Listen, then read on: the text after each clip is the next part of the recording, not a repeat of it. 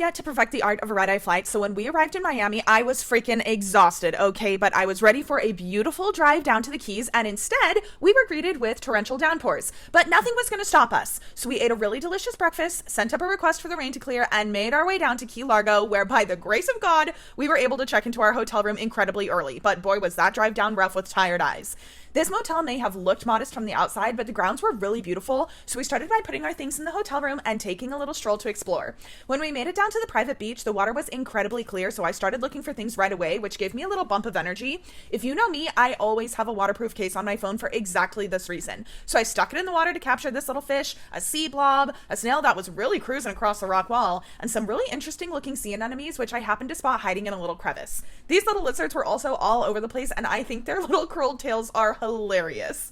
The fresh air was definitely helping us feel more alive, but we knew that if we were going to make it through the day without absolutely crashing out, then we were going to need at least a little bit of a nap. So while my mom and I opted for beds in the room, Grace wanted to snooze by the water, and honestly, I can't blame her. Once we were revived, there was more adventuring to do, so we braved the rain again and went to John Pennekamp Coral Reef State Park to see what we could find.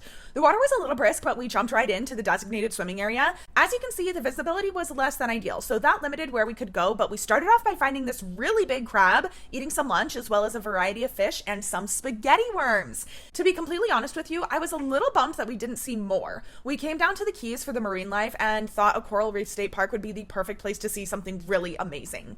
It was low tide and getting hard to snorkel in some areas, so we decided to try a new spot that had a lot more seagrass out by the mangrove trees.